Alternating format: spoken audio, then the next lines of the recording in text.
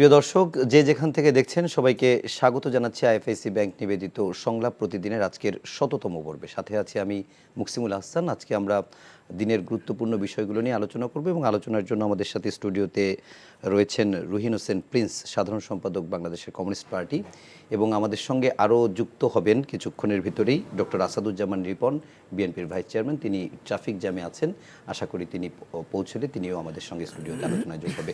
আমি প্রিন্স ভাই আপনার কাছে প্রথমেই একটু যে বিষয়টি নিয়ে কথা বলতে চাই সেটি হচ্ছে যে ভারত বাংলাদেশের সম্পর্ক ৫ আগস্টের পরে এক ধরনের কিছুটা বৈরিতা দেখা দিয়েছিল, কিন্তু হঠাৎ করে কেন যেন মনে হচ্ছে সেটি বিশেষ করে ভারতের গণমাধ্যমে মিসইনফরমেশন, ডিসইনফরমেশন, সেটাকে কেন্দ্র করে বিশেষ করে আগরতলায় বাংলাদেশের সহকারী হাইকমিশন অফিসে হামলা, পতাকা পোড়ানো ইত্যাদি বিভিন্ন ঘটনার ভিতর দিয়ে বেশ উত্তেজনাকর একটি পরিস্থিতিতে আছে এবং বৈরিতা কেন যেন মনে হচ্ছে হঠাৎ করে বেশ বেড়েই চলেছে। এটির আসলে একজন দীর্ঘদিনের রাজনীতিবিদ হিসেবে আপনি আসলে এর পিছনে কি কারণ দেখতে পাচ্ছেন? ধন্যবাদ আপনাকে। যারা শুনছেন তাদেরকে আমি শুভেচ্ছা জানাচ্ছি।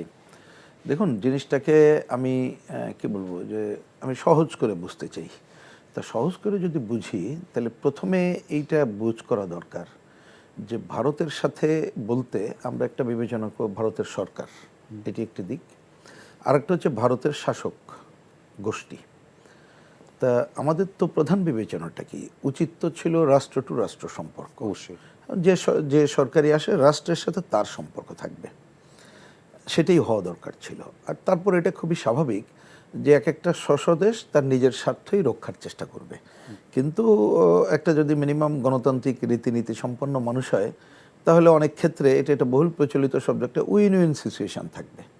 মানে পরস্পর বহুপাক্ষিক বা দ্বিপাক্ষিক আলোচনার মধ্য দিয়ে যার যার স্বার্থ যতটুকু সংরক্ষণ করা যায় সেটাই করতে হবে, এবং সেটা একটা বড় হবে ন্যায্যতা এবং মর্যাদার ভিত্তিতে।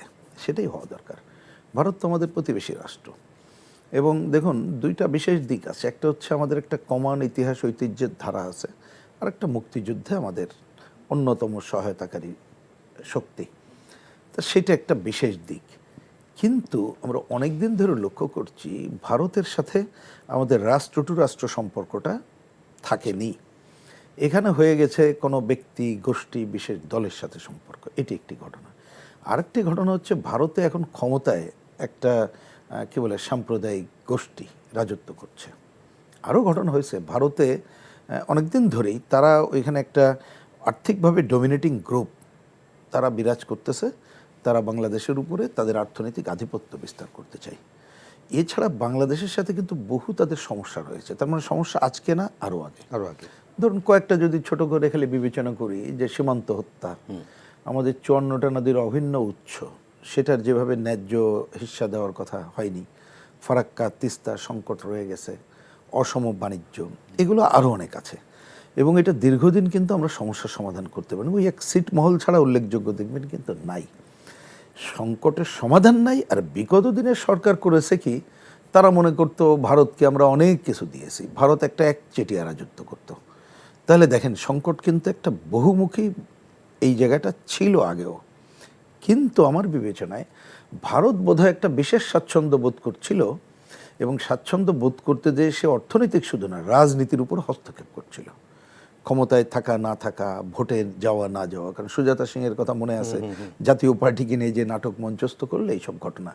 তাহলে তাদের এইরকম একটা ডমিনেটিং জায়গায় অনেক সময় কিন্তু আমরা অনেক জায়গায় নতজানুতা দেখিয়েছি।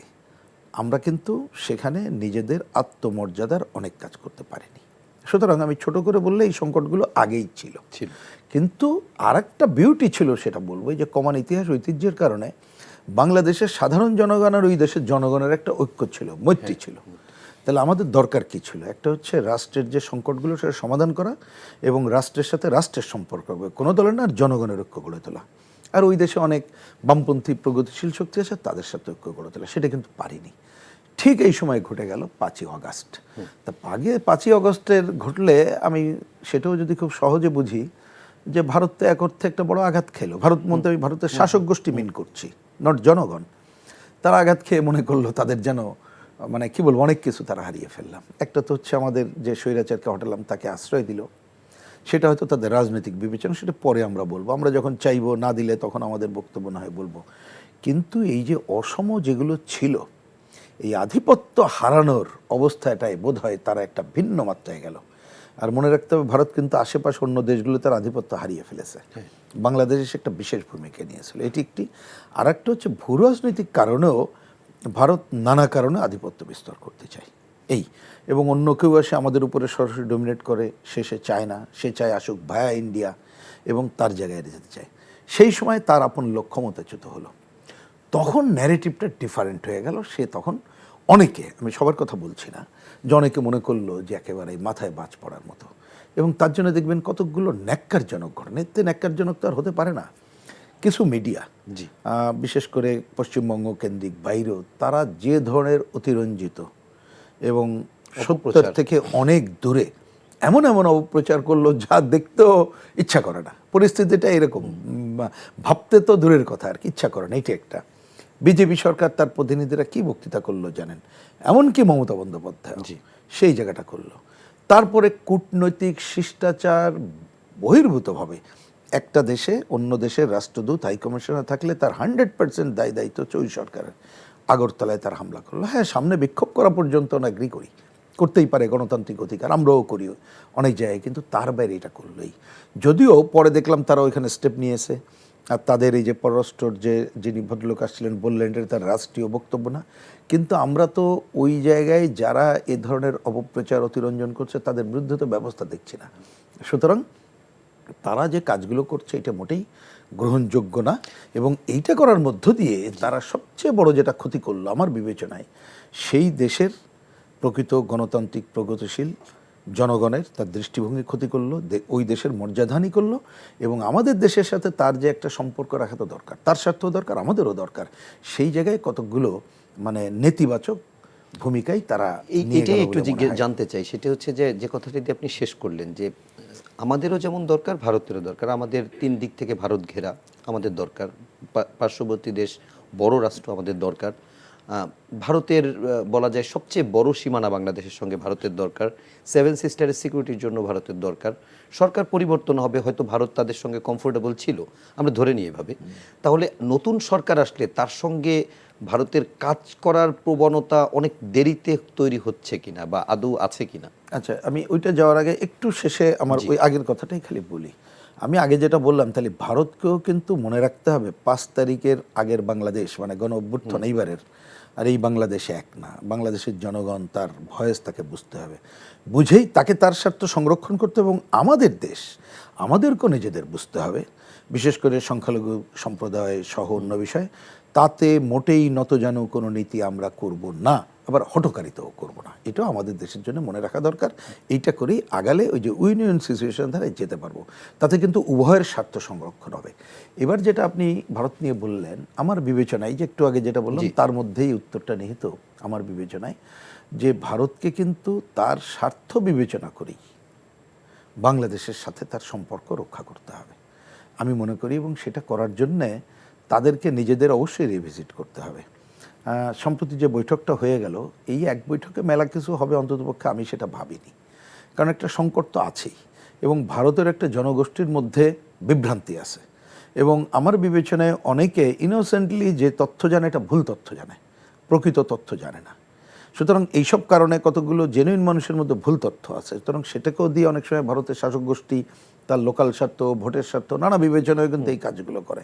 তাহলে সেই জায়গাটা তাদের বাংলাদেশের প্রকৃত অবস্থা, সেটাকে দিয়েই উভয় স্বার্থ রক্ষার কাজটা করতে হবে।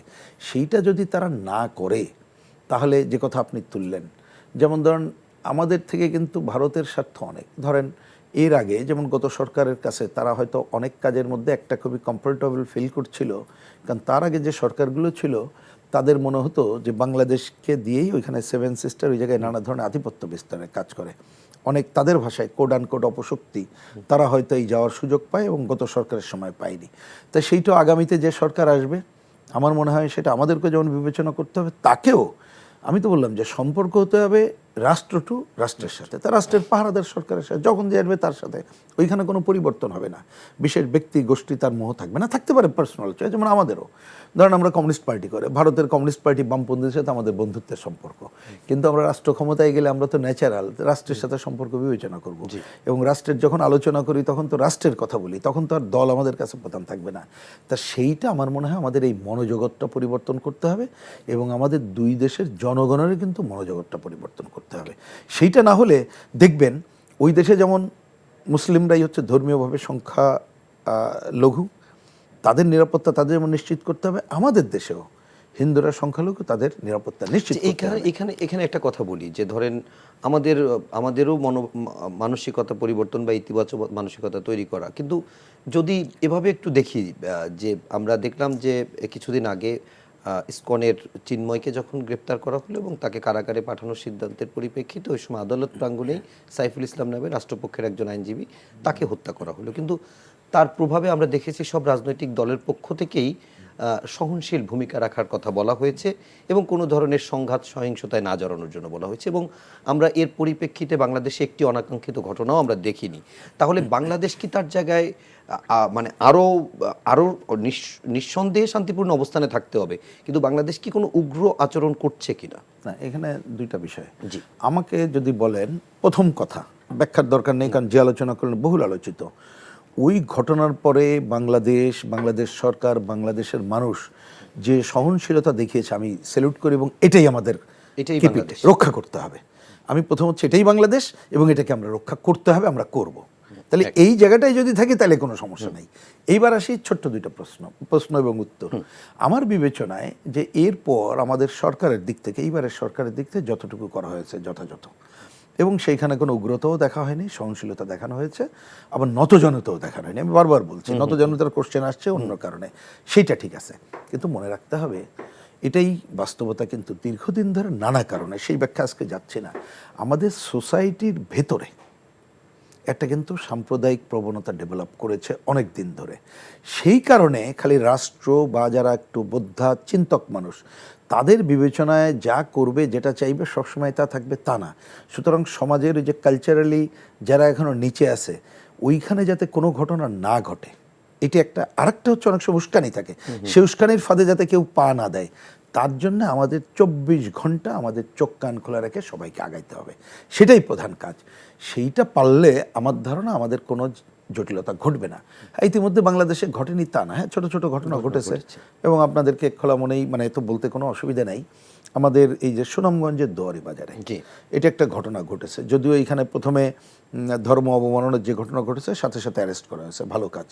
তারপরে কিন্তু অনাকাঙ্ক্ষিত ঘটনা ঘটেছে গত পরশুদিন রাতে পিরোজপুরের, আমি বেশি পুরনো যাচ্ছি না, ওইখানে স্বরূপকাঠি, সেইখানেও কিন্তু ঘটনা ঘটেছে। আজকে সকালবেলায় আমি এবং আমার আরেকজন নেতা সহ আমাদের স্বরাষ্ট্র উপদেষ্টাতে কথা বলেছিলাম। আমি কথা বলে কিন্তু তার সাথে খুশি, এই কারণে কারণ তিনি যাওয়ার সাথে সাথে বললেন যে খবর আপনি গতকাল আমরা জানিয়েছি এবং আরও আগে জানি, আমি ওইখানে এসপির সাথে কথা বলেছি, তারা ভূমিকা নিচ্ছে। তাহলে এইটাই ধরেন মানে রাষ্ট্রের দিক থেকে কোনো সমস্যা নেই, কিন্তু এখানে মামলা হয়নি।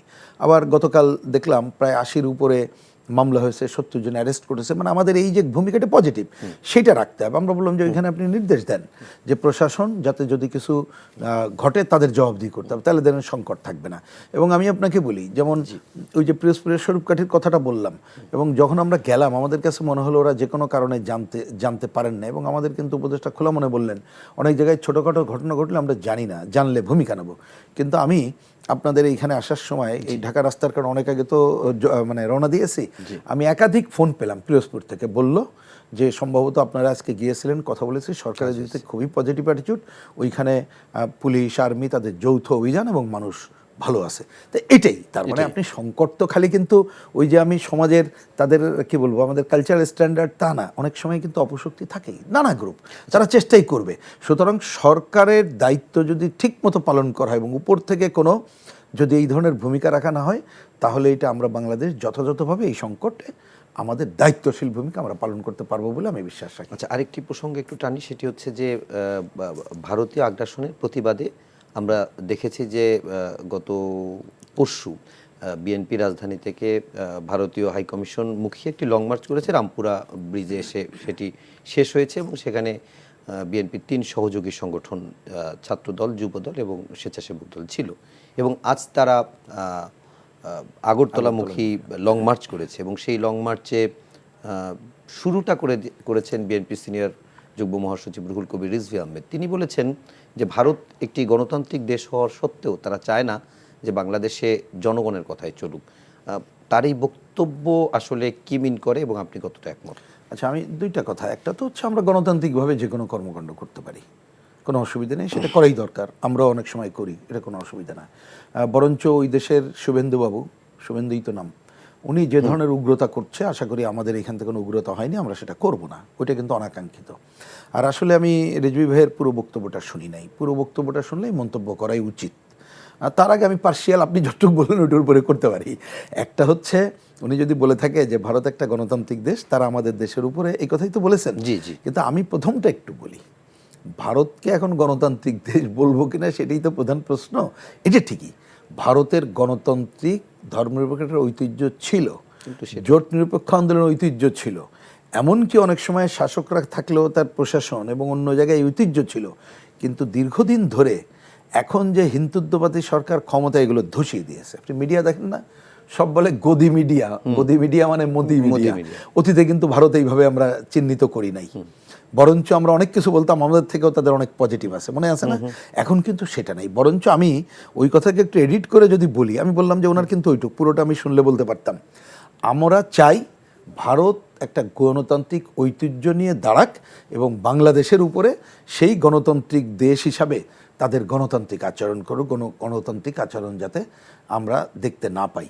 আর এটা ভারতকে আমি ওই কথা রিপিট করি, মনে রাখতে হবে, আগের দিনের বাংলাদেশ আর গণ অভ্যুত্থানের মধ্য দিয়ে যে বাংলাদেশ আমরা দেখছি, এমনকি আমি কথাও বলি যে এইবারের আমরা যেটা দেখলাম, ধরুন আমাদের দেশে ভারত বিরোধিতার নানা মাত্রা আছে, অনেকে নানা কারণে করে, কিন্তু আমরা আমাদের গণতন্ত্র, দেশের মানুষ, এইটা স্বার্থ রক্ষা করে যারা ভারতের সাথে আমরা কথা বলি, পৃথিবীর অন্য দেশের সাথে কথা বলি, আমরা কিন্তু আমাদের স্বার্থকে অক্ষুণ্ণ রেখে বলবো, কারোর কাছে তাবেদারি করব না, কাউকে আমাদের দেশের আধিপত্যবাদের সুযোগ দেব না, কাউকে দাদাগিরি করতে দেব না। এটা পরিষ্কার বক্তব্য, এটা বাংলাদেশের জনগণের বক্তব্য। এই কথা মনে রেখে ভারতকে তার ভবিষ্যৎ সকল কর্মকাণ্ড, বাংলাদেশের সাথে সম্পর্ক, তাকেই কিন্তু গড়ে তুলতে হবে। সেইটা না হলে ভারত আখেরে আরও বেশি ক্ষতির সম্মুখীন হবে বলে আমি দিব্য চোখে দেখতে পাই। প্রিন্স ভাই, আপনার কাছে আরেকটি প্রসঙ্গে একটু জানতে চাই, সেটি হচ্ছে আন্তর্জাতিক অপরাধ ট্রাইব্যুনালে শেখ হাসিনা সহ জুলাই আগস্টে হত্যাকাণ্ডের সাথে যারা জড়িত তাদের বিচার প্রক্রিয়া শুরু হয়েছে এবং সেখানে আজকে চিফ প্রসিকিউটরের বিশেষ উপদেষ্টা টবি ক্যাডম্যান তিনি আজকে এসেছেন এবং তিনি বেশ কিছু বিষয় গণমাধ্যমের সঙ্গে ঘুরে দেখার পরে গণমাধ্যমের সঙ্গে কথা বলেছেন এবং মোটা দাগে তার সে কথাকে এভাবে বলা যায় যে ভারত একটি গণতান্ত্রিক দেশ, তারা আইনের প্রতি শ্রদ্ধাশীল, সে কারণে তারা শেখ হাসিনাকে চাইলে ফেরত পাঠানোর ক্ষেত্রে সহযোগিতা করবে, এই আশাবাদ তিনি ব্যক্ত করেছেন। আর আরেকটি কথা তিনি বলেছেন, শেখ হাসিনার অনুপস্থিতিতেও আন্তর্জাতিক অপরাধ ট্রাইব্যুনাল তার বিচার কাজ সম্পন্ন করে যেতে পারেন এবং এতে কোনো সমস্যা হবে বলে তিনি মনে করেন না। এইটা নিয়ে একটু জানতে চাই যে আসলে শেখ হাসিনার আসলে নিয়ে আসা কি আসলে কতটুকু সম্ভব, আদৌ সম্ভব কিনা? আচ্ছা, আমি 3-4টা প্রশ্ন, এখানে আমি ছোটো ছোটো করে 4টা পয়েন্টে আমার মত বলি এবং তার মধ্যে একটা মত তো একটা না, সবটাই পুরনো বলা, তবু একটু রিপিট করি। 1 নম্বর, যে ধরনের হত্যাযজ্ঞ সংগঠিত হয়েছে, এ তো আর নতুন করে বারবার বলার দরকার নেই। আমরা এটা বলেছি, আমরা বলতে কমিউনিস্ট পার্টি এবং বাম জোটের পক্ষ থেকে প্রথম দিন থেকে বলে এসেছি, লিখিত বক্তব্যও বলেছি, প্রধান উপদেষ্টার দেখা করার সময় বলেছি যে বিশেষ ট্রাইব্যুনালে এই হত্যাযজ্ঞের বিচার হওয়া জরুরি। তেমন আমাদের স্ট্যান্ড পরিষ্কার বলে দিলাম। 2 নম্বর, এটা আমরা যতটুক, আমি আইনবিদ না, কিন্তু সাধারণভাবে বুঝি যে অনুপস্থিত থাকলে অবশ্যই বিচার হওয়া সম্ভব, সুতরাং তাতে বিচার কার্য বাধাগ্রস্ত হবে আমার কাছে মনে হয় না। কারণ বিচারে যদি স্বচ্ছতা তো অবশ্যই থাকবে, আশা করি স্বচ্ছতা থাকলে তিনি যদি কোনো নিয়োগ করেন আইনজীবী, তারা তাদের জায়গায় থাকবে, সুতরাং সেটা কোনো সমস্যা দেখি না। 3 নম্বর, আমি শেষ একটা কথা পরে বলি, যে এটা আমি যতটুকু বুঝি যে এটা তো আমাদের আকাঙ্ক্ষার কথা, আমরা তো চাইবো, এবং আমাদেরও সরকার বলেছে যে আইনের যখন বলবে তখন তাকে আমরা চাইবো, তখন দেওয়া না দেওয়া হলে তখন এটা দেখতে হবে, 2 রাষ্ট্রের সম্পর্ক, কতগুলো আইনবিদ আছে, এটা দেখতে হবে।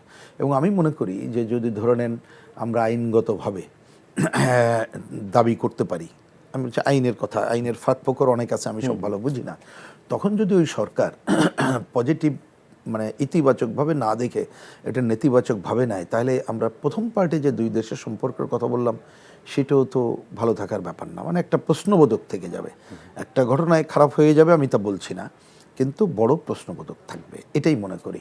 তো এই আগে যে তিনটা কথা বললাম এইটার মধ্য দিয়ে যে আমাদের দরকার স্বচ্ছতার সাথে বিশেষ ট্রাইব্যুনালে এই হত্যাযজ্ঞের এবং তার নেপথ্যের নায়কদের যারা জড়িত তাদের অবশ্যই বিচার করা দরকার, এবং নিশ্চয়ই যে সরকার প্রধান যারা ছিল তারা তো এই দায়িত্ব এড়াতে পারে না, এটাই।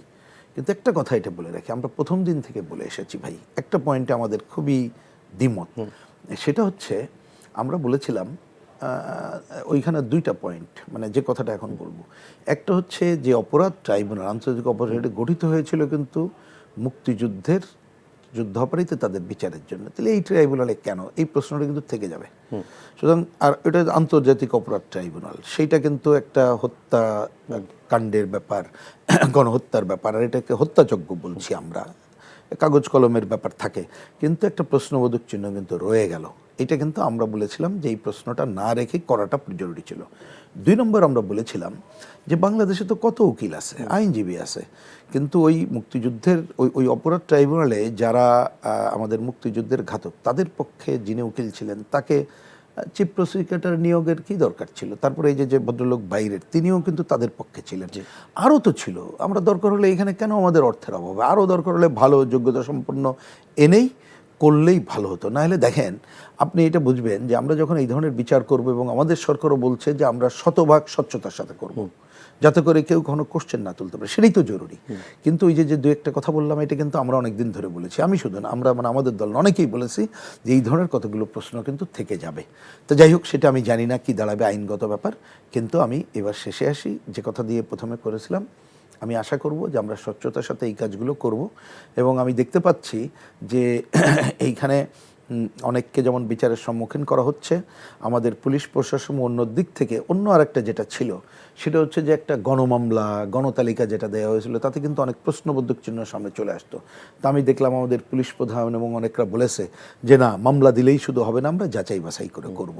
তার মানে প্রকৃত অপরাধীদেরকে অবশ্যই যে কোনোভাবে দ্রুততাতে শাস্তির আওতায় নিয়ে আসা হোক, তাতে করে শুধুমাত্র অপরাধ করেছে এই জন্য শাস্তি পেলে এটা যেমন হবে, একই সাথে আগামীতে কেউ কোনো দিন, কারণ আমরা শাস্তি দেই কিন্তু শুধু ব্যক্তিকে না, যাতে করে আগামীতে কেউ কোনো দিন এই ধরনের ঘটনা আর না করতে পারে, সেই উদাহরণ আমাদের একটা সৃষ্টি করা দরকার বলে আমরা মনে করি। আচ্ছা, যে কথাটি আপনি বলছিলেন যে আপনাদের প্রস্তাব ছিল এরকম এখানে বিচার না করা, ঠিক পক্ষান্তরে এরকমও আমরা আইন উপদেষ্টার কাছে শুনেছি যে যেহেতু এটি মানবতা বিরোধী ট্রাইব্যুনাল করা হয়েছিল, শুধু যুদ্ধ অপরাধ না, মানবতা বিরোধী অপরাধেরও, তো জুলাই আগস্টে যে হত্যাকাণ্ডগুলো হয়েছে সেগুলো মানবতা বিরোধী অপরাধের পর্যায়ে পড়ে, সেটি একটি ব্যাখ্যা আমরা আইন উপদেষ্টার কাছে পেয়েছি। ভেতরে এমনও হতে পারে যে জামাতের বা বিএনপির যে নেতাদেরকে ফাঁসি দেওয়া হয়েছে তারা মনে করে সেটি রাজনৈতিক হত্যাকাণ্ড, যে কারণে সেটির একটি প্রতিশোধ পরায়ণতাও কি কাজ থাকতে পারে কিনা? না, আপনি যেটা বললেন, প্রথমত তো নিশ্চয়ই আমাদের আইন উপদেষ্টা এবং অন্যরা অবশ্যই তাদের কাছে তো যুক্তি আছে, হয়তো আপনি অল্প একটু বললেন, ওরা আরও বড় যুক্তি দিতে পারবে। আমি বলছি যে অনেক সময় এটা মনে রেখেন, এই যুক্তি আমরা যার দিতে পারি, কিন্তু পারসেপশন একটা কিন্তু বড় ব্যাপার। আমি ধারণা করি যে এটা বুঝতে কারোর অসুবিধা নেই, আপনারও অসুবিধা নেই, আমারও অসুবিধা নেই, দর্শক শ্রোতাদেরও অসুবিধা নেই। পারসেপশনটা যদি অনেক সময় ভুল হয় তাহলে কিন্তু তার সুবিধা ভোগ করবে আসামি এবং আসামি পক্ষ। তা আমার কথা হচ্ছে মানে নিখুঁত করা দরকার। আমরা কিন্তু বিশেষ ট্রাইব্যুনালের কথা বলেছি, বিশেষ ট্রাইব্যুনালে দ্রুততার সাথেই বিচারের কথা বলেছি, এই এক। আর এইখানে তো পারসেপশনের পার্থক্য, আমরা আগেই বললাম ওটা আন্তর্জাতিক অপরাধ ট্রাইব্যুনাল। এখন অনেকে মনে করতে পারে যে এইটাও ওই ধরনের আওতায় পড়ে, কিন্তু আমরা মনে করছি যে না, এটা যেহেতু দেশের অভ্যন্তরে এবং দেশের ঘটনা, ওটা স্বাধীনতা সার্বভৌমত্ব দেশের বিরোধী অবস্থান ছিল, তার সাথে এটা মেলানো ঠিক না। কিন্তু এই অবশ্যই জঘন্য হত্যাকাণ্ড, অবশ্যই বিচার নিয়ে কিন্তু কোশ্চেন, এবং বিচারে কিন্তু আমাদের আইনের সর্বোচ্চ শাস্তি যা আছে তাই, সেটা নিয়ে কোশ্চেন করছে না, এইটা থাকে। আর দ্বিতীয় যেটা বলছেন ওই কথাটাই ডিফ্যাক্টও আমি বলতে চাইছি যে এই পারসেপশনটা যদি মানুষের মধ্যে গড়ে ওঠে, তাহলে আপনি বলেন আপনি একটা ন্যায্য বিচার করলেন, বিচারটা ধরেন 100% ন্যায্য হলো, কিন্তু এই পারসেপশনটা আপনাকে একটু ক্ষতি করে ফেলবে না, তা দরকার কি ছিল? আমার কথা হচ্ছে দরকার তো ছিল না। মানে আমাদের লক্ষ্য হচ্ছে, আমি তো প্রতিহিংসা পরায়ণ কারোর জন্য না, হাজার মানুষের হত্যা নিঃসন্দেহে, কিন্তু তারপরে আমরা আইনগতভাবে দেখতে চাই, পরিষ্কার কথা। কেন? কারণ আইনের শাসন একজন করে নাই বলে আমরা করব না তা তো না। আমরা হ্যাঁ, ঘটনার পর পর গণঅভ্যুত্থানের পরে যা ঘটছে আমরা বলেছি এটা অবশ্যম্ভাবী ছিল, সেটা অন্য আলোচনা। কিন্তু আমরা কোনোটাই খুদ রাখতে চাই না। খুদ রাখলে ওই কথা অপরাধী এবং অপরাধী চক্র তারাই সুযোগ পেয়ে যাবে, কথা বলার সুযোগ পাবে। যাই হোক, এই কথা আমার কনক্লুড হচ্ছে, এখনও যদি সুযোগ থেকে আমি যদি বলছি এই জন্য, কারণ তো আইনের বিষয়, আমি মনে করি যে কোনো প্রশ্ন যাতে না থাকে, সেই প্রশ্নের ঊর্ধ্বে থেকে প্রকৃত হত্যাকারী এবং নেপথ্যের নায়কদের বিচার খুবই জরুরি কর্তব্য বলে আমার মনে হয়। আচ্ছা, আরেকটি প্রশ্ন আপনার অনুমতি নিয়ে একটু করি। সেটি হচ্ছে যে আমরা গত 15 বছরে বিভিন্ন সময় আমরা দেখেছি যে সিপিবি, দ্রব্যমূল্যের ঊর্ধ্বগতি, তারপরে এই মোংলা বন্দর থেকে শুরু করে বিভিন্ন ইস্যুতে আন্দোলন সংগ্রামে ছিল এবং নির্বাচনে অংশ নেয়নি, এরকমও হয়েছে। কিন্তু তারপরেও কেন যেন বৈষম্য বিরোধী ছাত্র আন্দোলন, জাতীয় নাগরিক কমিটির সঙ্গে একটা বড় ধরনের দূরত্ব আমরা দেখতে পেয়েছি সম্প্রতি। জাতীয় পার্টি এবং আওয়ামী লীগের মতো করেই তারা সিপিবিকে ভাবে, কেন এটি? না, আমি ঠিক জানি না। আপনি যেটা বললেন আওয়ামী লীগের মানে জাতীয় পার্টির মতো করে ভাবে, আমার কিন্তু মানে এটা একই জানা সঙ্গে নেই। তারা যে কয়টি রাজনৈতিক দলের জন্য প্রথমে যে একটি রিট করেছিল তাদের রাজনীতি না করার জন্য, সেখানে সিপিবির নাম ছিল না, ওটা আমি একটু বলে নেই। আমি একেবারে, আপনিও খোলা মনে বলছেন, আমি খোলা মনে, কোনো উত্তর দিতে আমাদের অসুবিধা নেই, কারণ আমরা বাস্তব যে প্রথমত হচ্ছে যে আমি মামলাটা বলি। মামলাটা কিন্তু করে এসে ওরা কিন্তু ওই আগের দিন ঘটনাচক্রে বলি, মামলার খবর যেদিন আমরা পেলাম, মানে দুপুরে আমি পেলাম প্রথমে, মানে আমার দলের কথা বলছি, তার আগের দিন কিন্তু তাদের সাথে আমাদের ঠিক হলো পরের দিন আমাদের সাথে একটা বৈঠক। আচ্ছা, ন্যাচারাল। এবং তাদের সাথে কিন্তু আমাদের একাধিক বৈঠক হয়েছে, আনুষ্ঠানিক বৈঠক হয়েছে, এবং হয়েছে সবই কমিউনিস্ট পার্টি অফিসে। তা আমাদের সম্পর্কে নেগেটিভ থাকলে তো কমিউনিস্ট পার্টি অফিসে আসার কথা না। ওইটা হওয়ার পর এটা আমি বলি, অনেক আগে অনেকেও আমি মিডিয়াকে বলেছি, আমি দুপুরে খবর পেলাম, বিকাল 4:15 দিকে ওদের এক প্রতিনিধি ফোন করলো। তা আমি ইচ্ছা করে এটা বুঝে না বুঝার ভান করলাম, কারণ আমি তো একটু ক্ষুব্ধ হয়েছি, খোলা মনে বলি, কিচ্ছু তবু বললাম যে দেখি ওরা কি করে। কারণ আমার কথা যে দেখি, আমাদের বুঝতে হবে এটা ভুল করলো না, সচেতন হয়ে করলে আমরা আমাদেরটা দেখবো, কারণ তো রাজনীতি করতে এসছি, আমরা তো এটার কারো ধার ধারি না, পরিষ্কার কথা। 4:15 ওদের একজন ফোন করলো, পরে বললো যে ভাই কি খবর টবর। তা আমি ইচ্ছা করে বললাম, এই তো ফোন, কী কারণে করছো, কোনো বিশেষ কিছু, কালকের প্রোগ্রাম বা কিছু? না, একটু আপনি শুনছেন বোধহয় কিছু একটা, এবং আজকে আমি জনগণের সামনে বলে দিচ্ছি, আমি ইচ্ছা করেই ওই শুনেছি কিছু, এটা আমি করলাম। কেন, কি হয়েছে? তো বলো না, একটা ভুল বোঝাবুঝি বোধহয় হয়েছে। আচ্ছা, আপনি না শুনে থাকলে ভালো, বরঞ্চ এটা বললো, আমিও কিচ্ছু বললাম না, যে আমি দেখি। তার মানে এটা ভুল বোঝাবুঝি। আর পরে কিন্তু সন্ধ্যায় বললো, এবং আমি আপনাকে দায়িত্ব নিয়ে বলছি, ওই দিন আগের দিন রাত 1:15 আমাকে ফোন করে, তখন পুরো টিম, মানে হাসনাত আব্দুল্লাহ, সার্জিস এবং ওই যে নাসির পাটোয়ারি সহ, তখন আমাকে ফোন করে। প্রথমে আমি ঘুমিয়েছি কিনা, যখন জানালাম না, ফোন করে বলে যে আমরা সবাই একসাথে আসি, আমরা উকিলের কাছে গিয়েছিলাম। এটা ফুললি ভুল বুঝাবুঝি, কারণ আমরা 14 দলের নামে রিট করতে বলেছি, আপনাদের তো 14 দল না, এখানে কমিউনিস্ট কেন্দ্র না কি একটা ছিল, হয়তো ভুল হয়েছে। তাই আমি বললাম যে কি হয়েছে আমার জানা দরকার নেই, তোমরা কালকে আসছো, আসার আগে ফয়সালা না করে আসলে কিন্তু কি হবে আমি জানি না। বলে যে আমরা সরি বলছি আপনাকে এখনই, এবং কালকে আমরা যে সরি বলবো, এবং সকালে আসার আগে আমরা কোর্ট ঘুরে আসবো, আসতে একটু দেরি হবে। তোরা আসলে দেরি করে আসে, এবং এসেই প্রথমে বলে সরি। তার আগে আমরা জানতে পারি, আমাদের উকিলদের মাধ্যমে জানতে পারি যে ওরা আগের দিনই সন্ধ্যায় যে উকিল করেছে তাদেরকে বলছে আপনি ভুলটা করলেন কেন, এটা ঠিক হয়নি। পরের দিন কোর্টে যাই, মামলাটা তারা প্রত্যাহার করে, এবং আমাদের কাছে এসে প্রথমেই তারা সরি বলে, ভুল স্বীকার করে, এবং ভুল স্বীকার করার পরেই আমাদের আলোচনা শুরু হয়, এবং বলে যে এইটা আমরা, আমি এটাও আমি বলে দিই, এটা আমি ওই দিন মিডিয়াকে বলেছিলাম, জিজ্ঞেস করলাম যে এই ভুলটা কি আপনাদের না ওদের, কয় যে না, এবং শব্দটা এরকমের, একটু মজা করতেছি, বলে যে না, যে উকিল করেছে আমরা তাকে শোকজ করেছি। আমি বুঝি শোকজ মানে জিজ্ঞেস করেছে তারা, সুতরাং সেইটা আমরা মনে করি। সুতরাং আমাদের ভুল বোঝাবুঝি দেখি না। তবে আমি এই কথাটা বলি, যেহেতু আপনি তুললেন, আমি জানি না তাদের কারোর পারসেপশন যদি এটা মনে হয়, এটা আমি খুবই কি বলবো, আমি তাদেরকে সহনশীল হিসাবেই বলছি। অনেক সময় তাদের দু একজনকে দেখেছি, এবং আমাদের সাথে যখন এসে খোলা মনে আলোচনা করেছি, ধরুন বোঝার জন্য, যেহেতু কথাটা উঠলে তো সবই ওপেন, কোনো গোপন না। তারা এসে অনেক সময় যখন দ্বিতীয় স্বাধীনতার কথা বলে, তারা অনেক সময় মুক্তিযুদ্ধকে নানাভাবে যখন কথা বলে, এবং 72-এর সংবিধান নিয়ে বলে, আমি আরও কোশ্চেন, এই 3টা কোশ্চেনে কিন্তু আমরা বলে দিয়েছি যে দেখো, তোমরা ইয়াং, তোমাদের মত বলতে পারো, এবং দরকার হলে তোমরা তোমাদের মতের পক্ষে জনমত গঠন করো, ভোটে জিতে মানুষ চাইলে তুমি করো, কিন্তু এটা দ্বিতীয় স্বাধীনতা বললে চলে না, বা মুক্তিযুদ্ধ অন্য জিনিস, তার সাথে এটাকে মিলানো চলে না। এটা একটা অভূতপূর্ব ঘটনা। কিন্তু মুক্তিযুদ্ধ, যেমন আমরা বলি, মুক্তিযুদ্ধের চেতনা এবং এই আকাঙ্ক্ষা, এটা নিয়ে কি বাংলাদেশ অগ্রসর করতে হবে, এবং মুক্তিযুদ্ধের যে বৈষম্যহীন দেশ গড়ার স্বপ্ন দেখছি, সেটাও এটা 53 বছরের শাসকদের ফেলিওর কারণ হয়েছে, এটা একটা। আমরা বলেছি মুক্তিযুদ্ধ এটা আওয়ামী লীগ তার স্বৈরাচারের ক্ষমতা রক্ষায় ব্যবহার করেছে, সুতরাং তাতে মুক্তিযুদ্ধ নাকচ হয় না। মুক্তিযুদ্ধকে আমাদের বয়ানে প্রকৃত চেতনাকে সামনে আনতে হবে এবং এইটা করতে হবে ক্ষমতায় আসলে যার মতো মুক্তিযুদ্ধ সংজ্ঞায়িত করবে এটা চলবে না। তার প্রকৃত চেতনা যেটা আমাদের স্বাধীনতার ঘোষণাপত্রে বলা ছিল সেইটাকে ধরে এটা আগানো যেতে হবে। আর ৭২ সংবিধানের নামাত থাকতে পারে, কিন্তু অনেকে বলে এটা আওয়ামী লীগের সব। আমরা বলি যে নো, এইটার অসম্পূর্ণতা আছে। এবং আপনাকে জানার জন্য বলি, এটা যারা একটু সিনিয়র তারা জানে, ৭২ যখন এই সংবিধান প্লেস করা হলো, যখন আলোচনা হলো, এ তো ৪ নভেম্বর পাশ করা হলো, আপনি জানেন। 10ই অক্টোবর কমিউনিস্ট পার্টির পক্ষ থেকে আমরা লিখিত বক্তব্য দিয়েছিলাম। আমরা বলেছিলাম যে আমরা সমাজতান্ত্রিক দেশ, এটা সমাজতান্ত্রিক সংবিধান না, এখানে গণতান্ত্রিক উপাদান আছে, তবে এখানে অসম্পূর্ণতা আছে। আমরা 5 পাতার লিখিত বক্তব্যে তার কী কী সংশোধন করতে হবে বলি। ছাত্র ইউনিয়ন তার সংশোধনী প্রস্তাব দেয়, মহিলা পরিষদ দেয়, আমাদের এই বন্ধুপ্রতিম অর্গানাইজেশন। আমরা কিন্তু ওই সময় বলেছি এবং বলেছিলাম আরও আলাপ আলোচনা করো, তারা করে নাই। যার জন্যে এই আন্দোলনের আগেও আমাদের মূল বক্তব্য, যেটা বামপন্থীদেরও বক্তব্য, আমাদের বাম জোটও বলি, অসম্পূর্ণতা দূর করে ৭২ সংবিধানের মূল ভিত্তি সহই একে কার্যকর করতে হবে। তাহলে আমরা অসম্পূর্ণতা দূর করার কথা বলি।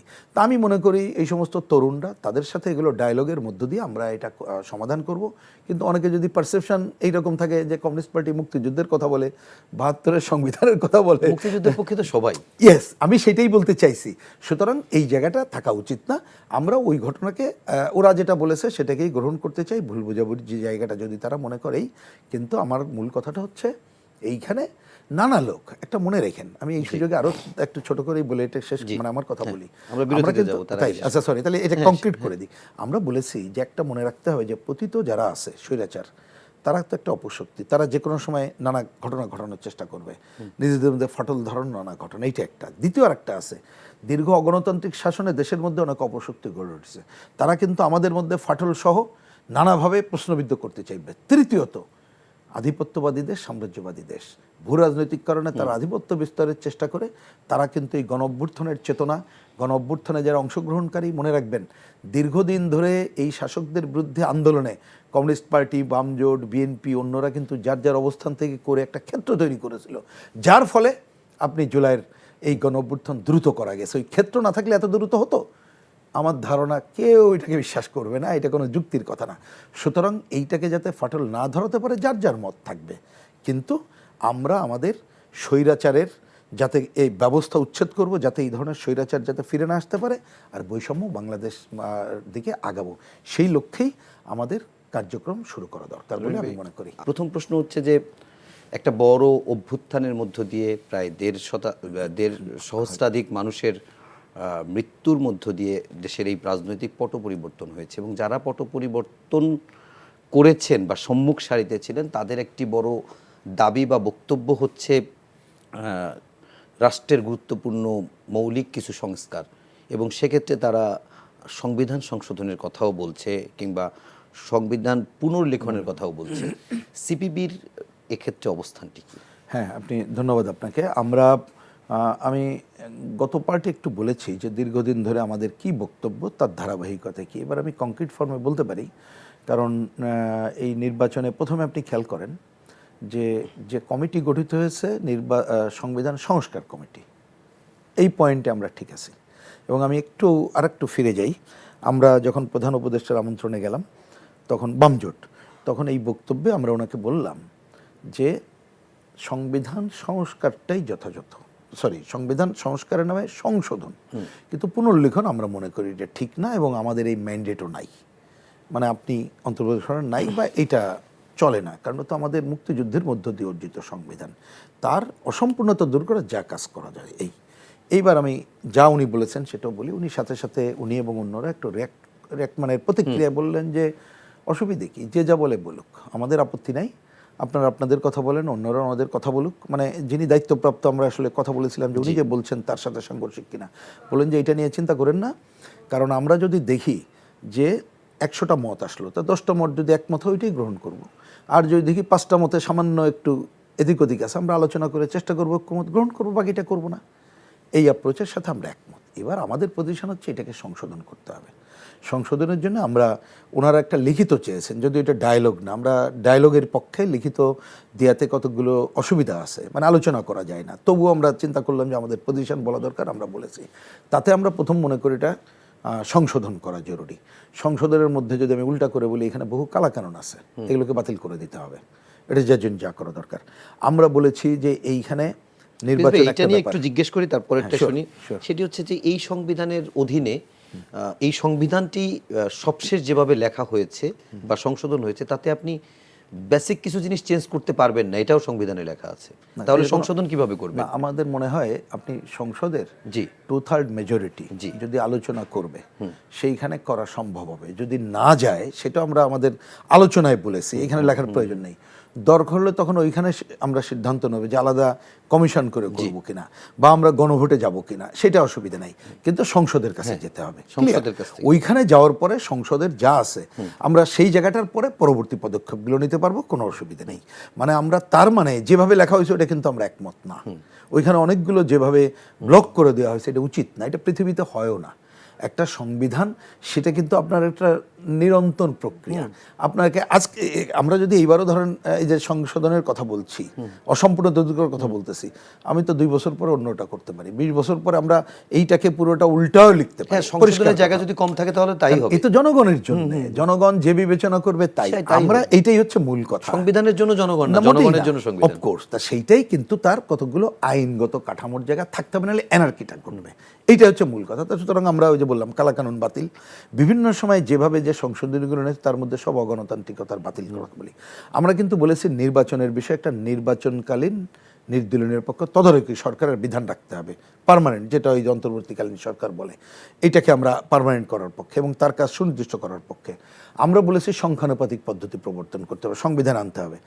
আমরা বলেছি যদিও এটা না পারি, তাহলে অন্ততপক্ষে 2টা ক্লজ নিয়ে আসেন, না ভোট, আর একজন কেউ নির্বাচিত হয়ে গেলে তাকে প্রতিনিধি প্রত্যাহারের ব্যবস্থা করার ভাড়া। আমরা 70 অনুচ্ছেদ যেভাবে একেবারে ব্লক করে রাখা হয়েছে, আমরা এই ব্লকটা উঠিয়ে দিয়ে এটা আলোচনা করার পক্ষে। আমরা বলেছি দেখবেন আমাদের এইখানে বাঙালি আদিবাসী সবাই মিলে বাস করছে, কিন্তু সংবিধানে এমনভাবে বলা হয়েছে তাতে যেন এখানে বাঙালি ছাড়া কারোর অস্তিত্ব নেই। আমরা আদিবাসীদের স্বীকৃতির কথা বলেছি। তারপরে আমরা আরেকটা গুরুত্বপূর্ণ সংশোধনীর পক্ষে, সেটা আমরা ওই সময় বলেছিলাম, যে 72-এ বললাম, সেটা হচ্ছে দেখবেন আমাদের অন্ন, বস্ত্র, শিক্ষা, চিকিৎসা, বাসস্থান, কর্মের গুণাগুণ বিবেচকের এই অধিকারের কথা বলা আছে। কিন্তু আমরা বলেছি এইটাকে এমনভাবে লেখা হোক যাতে রাষ্ট্র এই অধিকার সবাইকে দিতে বাধ্য হয়। 72-এ যখন লিখেছিলাম তখন ধরেন 7.5 কোটি মানুষ, যে আয় ছিল এটা আমরা হয়তোবা পারতাম না, কিন্তু এখন আমাদের এত দুর্নীতি লুটপাটের পরেও আপনি যদি হিসাব করে দেখেন, তাহলে কিন্তু গড়ে যে আমাদের মাথাপিছু আয়ের কথা বলা হয়েছে এই আগের দুর্নীতিবাজ সরকারের সময়, তাতে কিন্তু আপনি যদি 4.5-5 জনের পরিবার ধরেন, তাহলে গড়ে আপনি ওই লুটপাট দুর্নীতি বাদ দিলেও প্রায় 100-1 লাখ 1.5 লাখ টাকা প্রতি মাসে আপনি গড়ে বন্টন করতে পারতেন। তা আমরা বলেছি এই মৌলিক অধিকারগুলো স্বীকৃতি দিতে হবে। এই ধরনের কতকগুলো কথা বলেছি। তারপরে যেমন বিচার বিভাগ পৃথককরণ চাই, কিন্তু আমরা বলেছি যে বিচার বিভাগ পৃথককরণের জন্যে যদি আরও কিছু ক্লজ সম্পৃক্ত করতে হয় সেই কাজ করেন। কিন্তু আমরা জোর যেটা দিছি, আমরা আমরা সূচনা করেছি, বলেছি যে এটার ভিত্তিটা কী হবে। ভিত্তি হবে স্বাধীনতার যে ঘোষণাপত্র ছিল, সাম্য, মানবিক মর্যাদা এবং সামাজিক ন্যায় বিচার, এইটাকে, আর ওইটার মধ্য দিয়ে অর্জিত যে 72-এর সংবিধানের মূল 4 মূলনীতি, মনে রাখতে হবে 4 মূলনীতি তো হঠাৎ আসে নাই। অনেকে আমি দেখি আলোচনায় তারা আমাদের বিবেচনায় ভুল করে। আপনি 54-এর যুক্তফ্রন্ট নির্বাচন 21 দফা পড়েন, 6 দফা, 11 দফা পড়েন, টেনে নিয়ে আসেন, ওইখানে কিন্তু এই কথাগুলোই ছিল। তার ভিত্তিতে 72-এর সংবিধানের মূল ভিত্তি, এবং সেইটার ব্যাখ্যা যা করা দরকার হয় আমরা করি। ওই জায়গাটা ভিত্তি ঠিক রেখে আরও যা যা সংশোধন করা দরকার আমরা রাজি আছি। এবং আমরা শেষে বলেছি যে এইসব নিয়ে এইটা আমাদের একটা প্রাথমিক প্রস্তাবনা দিলাম, আরও দেব, এবং এইটা নিয়ে খোলা মনে আলাপ আলোচনা করে করতে হবে। আরেকটা প্রশ্ন, সেটি হচ্ছে যে বিএনপি ছাড়া অধিকাংশ যে দলগুলো আছে তাদেরকে তো বিএনপির তুলনায় এই মুহূর্তে ছোট দলই বলা যায়। তো সেই দলগুলোর অনেকেই বলছে যে ভোটের আনুপাতিক হারে, যেটা আমরাও বলেছি, বললাম আপনাদের এই ক্ষেত্রে আপনারা একইভাবে অ্যাবসলিউট। এবং আমি আপনাকে বলি, ওটা তো আমি বললাম যে ওইটা একটা সংশোধনীতে আমরা আনার পক্ষে। ও এখানে আরেকটাও বলি, আমরা স্থানীয় সরকারের কথা বলেছি, ওইখানে দেখবেন স্থানীয় শাসন, আমরা বলেছি ইংরেজির সাথে সাংগঠনিক স্থানীয় সরকার বলেন, এবং আয়ের একটা অংশ দেওয়ার জন্য নিশ্চিত করে সেইখানে আপনি শাসন ব্যবস্থার অধিকারটা দিয়ে দেন, সেইভাবে ঢেলে সাজান। সংখ্যানুপাতিক পদ্ধতির ব্যাপারে কমিউনিস্ট পার্টি এবং বাম জোট আমরা কিন্তু 90 দশক থেকে বলছি, 94 সাল থেকে। এবং আমি আপনাকে বলছি 2008 সালে যখন এর আগে নির্বাচন ব্যবস্থার সংস্কারের কাজ হলো তখন লিখিত ছিল। আমি একটু অনুরোধ করব যে দেখবেন অনেকে হয়তো বলছে কমিউনিস্ট পার্টি নিয়ে কথা বলে, আমাদের ওই সময় আমরা লিখিত দিয়েছিলাম এবং তৎকালীন নির্বাচন কমিশন তারা কিন্তু যে পুস্তিকা করেছিল তাতে কোন দলের কতটুকু গ্রহণ করতে পারলো, কোনটা পারলো না, কেন পারলো না, তাতে লিখেছিলেন। এবং ওনাদের পজিটিভ রিকমেন্ডেশন ছিল 2008-এ যে কমিউনিস্ট পার্টি এই দাবি করেছে সংখ্যানুপাতিক পদ্ধতি এইটা নিয়ে ভাবা উচিত, তবে এটা আমাদের এখতিয়ার না, ভবিষ্যতে সরকার হয়তো এটা করবে। তার মানে এইটার আমরা পক্ষে মনে করি। এই কারণে আমি হয়তো ব্যাখ্যার সময় নেই, যাচ্ছি না, সেটা হচ্ছে দেখবেন আমরা একটু পার্টিসিপেটরি ডেমোক্রেসির কথা বলি, কিন্তু আমাদের দেশের ভোটের যে সিস্টেম তাতে করে কিন্তু অধিকাংশ দলের প্রতিনিধি সংসদের প্রতিনিধিত্ব করতে পারে না, কারণ সংসদ তো হবে আইন প্রণয়নের জায়গা। সেইটা করার জন্যে আমরা মনে করি যদি সংখ্যানুপাতিক পদ্ধতি করা যায় তাহলে দেখবেন নানা ধরনের প্রতিনিধিরা যাবে, তারপরে টাকার খেলা, তারপরে পেশি শক্তিটা অনেক কমানো যাবে। কাল পরশু সব শেষ হয়ে যাবে বলে আমরা মনে করি না। তবে এই সংখ্যানুপাতিক পদ্ধতির সাথে জড়িত হচ্ছে স্থানীয় সরকার ব্যবস্থা, কারণ এইখানে তো হবে তাহলে কারা নির্বাচিত, নির্বাচিত যারা আইন প্রণয়নের কাজ করবে। কিন্তু দেখেন এখন এমপি সাহেবরা এলাকার ক্লাবের ফুটবল ভাগাভাগিতে শুরু করে সব কাজ করে। আমরা বলছি যে ওইটা তাদের কাজ না, সংবিধান অনুযায়ী ওই কাজ যারা করবে তারা জেলা পরিষদ ইলেক্টেড হোক, ওটা ইলেক্টেড হইতে হবে, বা উপজেলা পরিষদ হোক, ইউনিয়ন পরিষদ হোক, স্থানীয় উন্নয়নের কাজ তারা করবে। তার মানে ধরেন আপনি যদি আপনি একটা দল করেন, দল যদি মনে করেন আইন প্রণয়ন করবেন, আপনাকে নিয়ে আসবে আইনসভায়। আর আপনি যদি মনে করেন আরে ভাই আমি এলাকার মানুষের স্বার্থে করবো, আপনি জেলা পরিষদের চেয়ারম্যান হন, ওইখানে যান এবং আপনি মর্যাদা সম্পন্ন হবেন। এইভাবে ঢেলে সাজানো আমাদের দাবি এবং আমরা দৃঢ়ভাবে মনে করি এইটা আনুপাতিক নির্বাচন দরকার। আমি এটা প্রসঙ্গক্রমে শেষে আরো দুই একটা প্রশ্ন আছে, তাহলে আমি ব্যাখ্যা না করে বলি, বিএনপি ক্ষেত্রে একমত না, হয়তো তারা নানা বিবেচনা করে, কিন্তু তাদের সাথে যখন কথা আমরা বলছি এই ব্যাপারে আমরা আলাপ করতে চাই, আলাপ করে আমরা একটা সমাধানে যেতে পারবো। বড় দলের এক্ষেত্রে ক্ষতি, যেহেতু ছোট দলের আসন পাবে, সুতরাং খুব স্বাভাবিক বোঝা যায় তারা আরো হয়তো নানা বিবেচনা আছে, হয়তো ইন্ডিভিজুয়াল আলোচনা বলেছে, সেটা আমি একটু ছোট্ট দুইটা ব্যাপারে একটু জানতে চাই। সেটি হচ্ছে যে আমরা বিভিন্ন সময় রাজপথে মানে দেশে ভোটের পার্সেন্টেজ বা মানুষের কাছে সিপিবি যতটা গ্রহণযোগ্য হোক না কেন, আমরা অন্তত রাজপথে তার একটা অবস্থান দেখি। বিশেষ করে দ্রব্যমূল্যের ঊর্ধ্বগতি নিয়ে আমরা বিভিন্ন সময় রাজপথে দেখেছি, ভারতীয় আগ্রাসন বা সাম্রাজ্যবাদের বিরুদ্ধেও দেখেছি। কিন্তু 5 আগস্টের পর থেকে কি আমরা সিপিবিকে এক্ষেত্রে একটু কম কার্যক্রম? না, আমার মনে হয় না। আমি আপনাকে বলি যে এটা একটা, বরঞ্চ আমি কাউকে দোষারোপ করার পক্ষে না, কিন্তু আপনার প্রভোকেশনে আমি বলতে হচ্ছে, আমি দায়িত্ব নিয়েই বলছি কথাটা। আপনি বিশেষ করে সোশ্যাল মিডিয়া বা আমাদের একটা নিজস্ব উইকলি আছে, একেবারে আমরা কিন্তু কষ্ট করে প্রতি সপ্তাহে প্রকাশিত হয়, সেইটা সাপ্তাহিক একতা নাম অনেকে জানে। ওইগুলো দেখলে আমি সামাজিক যোগাযোগ মাধ্যম দেখবেন আমরা কমিউনিস্ট পার্টি এবং বাম জোটের কর্মকাণ্ড প্রচুর, বরঞ্চ আমাদের কর্মীরা বলে এত কাজ কেন করছেন, অন্যরা করে না। কিন্তু এইটা আমি কাউকে দোষারোপ করে করব কি? প্রধান সারির পত্রিকাগুলো দেয় না, বরঞ্চ এটা আমি একটা জায়গায় আমাদের এই যে সম্পাদক বৃন্দ তারা তাদের নব যদি ভুল না করি ওইখানে আমন্ত্রিত ছিলাম, আমি ওইখানে ওপেন বলেছি বলি, ওইখানে বলেছি যে আমি আপনাদের দোষারোপ করতে চাই না, কিন্তু আপনারা আমরা স্বাধীনতা চাই, সেটা চাই, কিন্তু একটা কথা বলি মনে রেখেন, শেষ বিচারে জনগণ বিচার করে। আপনারা অনেক সময় দেখছি অনেককে প্রমোট করেন, তো এটা প্রমোট করবেন কি করবেন না আপনাদের ব্যাপার, সেটা নিয়ে আমি অভিযুক্ত করছি না, কিন্তু সমমর্যাদা সম্পন্নভাবেও সবার কাভারেজটা দেওয়া উচিত। সেইটা আমরা দেয় না বলে আপনি অনেক সময় পাবেন না। যেমন আমি কোনো পত্রিকার নাম বলতে চাই না, বরঞ্চ ইদানিংকালে নতুন একটা উপসর্গ দেখছি, আপনি অনলাইনে দেখবেন যে কমিউনিস্ট পার্টি বাম জোটের যত প্রোগ্রাম আপনি দেখতে পারবেন প্রিন্টার্স লাইনে দেখতে পারবেন না। এবং এইটা নিয়েও আমাদের দলের মধ্যে ক্ষোভ আছে, মানুষের মধ্যে ক্ষোভ, আমরা বলবো কি? যেমন আমি আপনাকে বলি, ধরেন এই যে আলোচনা আজকে, এই যে আমি বললাম যে স্বরাষ্ট্র উপদেষ্টার সাথে কথা বলে আসলাম, আমার ধারণা কালকে পত্রিকায় আপনি খুঁজে পাবেন না। আমরা দ্রব্যমূল্য নিয়ে পরিষ্কার গভর্নমেন্টকে অনেকদিন ধরে বলছি আপনি এত সংস্কার করতেছেন, আগে বাজার ব্যবস্থা সংস্কার করেন। উইদাউট বাজার ব্যবস্থা সংস্কার আমরা কোনো দিকে আগাইতে পারবো না, আপনি দেখবেন খুঁজে পাবেন না আর কি। আমরা নির্বাচন ব্যবস্থা নিয়ে যে সংস্কারের প্রস্তাব বলতে ওনারা যেভাবে চেয়েছেন, কপিও পাঠিয়েছি, ওনারা তো চেয়েছেন অনলাইনে দিয়েছে, আপনি কোনো পত্রিকায় খুঁজে পেয়েছেন? আচ্ছা, আমরা একদম শেষ প্রশ্ন, এই প্রশ্নটা একদম আপনি সংখ্যা দিয়ে উত্তর দিলেই হবে। সেটি হচ্ছে যে আমরা কোনো যৌক্তিক সময় শুনতে চাই না, এটি আমরা অনেক শুনেছি। নির্বাচন কবে নাগাদ দেখতে চান? না, এটা তো একটু সংখ্যা এই মুহূর্তে বলাটা আমার correct এত হয় না। থেকে এত এরকম না, আমার কারেক্ট হয় না। তবে জি। আমার কথার মধ্যে আপনি গাইডলাইন প্রথমে একটু না বললে হয় না, কারণ অফিসিয়ালি তো বলতে হয়। জি। সংখ্যা আমি ইচ্ছা করলে বলতে পারতাম, এটা না বলে বলি। আমরা যেটা বলেছি সেটা কংক্রিট করি। আমরা বলেছি, লিখিতও বলেছি, সুষ্ঠু নির্বাচনের জন্য যতটুকু সংস্কার করা দরকার সেটা করেই রোডম্যাপ ঘোষণা করেন। আমাদের হিসাবে যদি বলেন, আমি অঙ্কটা এইভাবে বলেছি আমরা, যে ধরেন আমরা বসলাম, বসে আমরা হিসাব করলাম, ওনাকে বললাম যে এই কাজ না করলে হবে না। তাহলে ধরে নেন কি, একটা জনপ্রশাসন সংস্কার লাগবে, পুলিশের সংস্কার লাগবে, আর নির্বাচনী ব্যবস্থার কতগুলো আইনের পরিবর্তন, যেটা কিন্তু আরপিওর পক্ষে সম্ভব। আর কাজ কিন্তু নির্বাচন কমিশনই এখন শুরু করতে পারে। আর যদি অধ্যাদেশ দিয়ে কিছু করতে চাই, করতে হবে। তো এইটার জন্য আপনার 1, 2, 3 মাসের বেশি লাগারই কথা না। ভোটার তালিকা নির্বাচন কমিশন যেভাবে বলেছে আমরা এটা অ্যাকসেপ্ট করি না, যে ওনারা যে অঙ্ক সব বাড়ি বাড়ি যে করতে হবে দরকার নেই, আপডেট করলে হবে। এই সব মিলায় দেখবেন, আমার কথা বাদ দেই, আমাদের দেশের সিনিয়র উপদেষ্টা এবং উপদেষ্টার মধ্যে কিছু বোদ্ধা মানুষ তাদের ব্যক্তি মত হিসাবে যেটা বলেছে, তাতে কোনোভাবে তাদের বক্তব্য 6 থেকে 9 মাসের বেশি লাগার কথা না। তার মানে কোনোভাবে 2025 পার করা তো দূরের কথা, আরও আগেই খুবই সম্ভব। সুতরাং এটা আমার কংক্রিট বক্তব্য।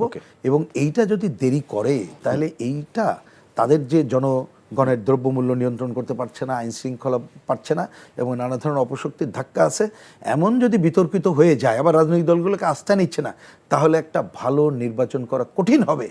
তাহলে কিন্তু গণ-অভ্যুত্থানের যে চেতনা, এই যে আপনি 1.5 সহস্রাধিক মানুষের কথা বললেন, হাজার হাজার মানুষ এখনও যে তারা আহত হয়ে আহাজারি করছে, তাদের প্রশ্ন কিন্তু এই গণ-অভ্যুত্থান নানাভাবে প্রশ্নবিদ্ধ হবে। সুতরাং আমি মনে করি আলোচনা করেন, আলোচনার লাস্ট কথা ওনারা বলুক আমার 4 দিন লাগবে, আমরা বলবো আসেন একসাথে কাজ করে 3 দিন হলে 3 দিনে নির্বাচন দেন, আবার 4 দিনের জায়গায় 5 দিন 6 দিন লাগলে আমাদের কোনো আপত্তি নেই। আমরা এখানে এই জন্য ডেডলাইনটা বলতে চাই না, কিন্তু অবশ্যই এই যৌক্তিকতা ওইটাই হচ্ছে আমাদের মূল ব্যাখ্যা। অনেক অনেক ধন্যবাদ রুহিন হোসেন প্রিন্স। আপনি নির্বাচন, সংস্কার, দ্রব্যমূল্য ঊর্ধ্বগতি, ভারতীয় আগ্রাসন, অনেক বিষয় নিয়ে আপনার সঙ্গে কথা বললাম, এবং দর্শক আপনাদেরকেও ধন্যবাদ জানাচ্ছি এতক্ষণ কষ্ট করে অনুষ্ঠান দেখার জন্য। সবাই ভালো থাকবেন, সুস্থ থাকবেন, শুভ সন্ধ্যা।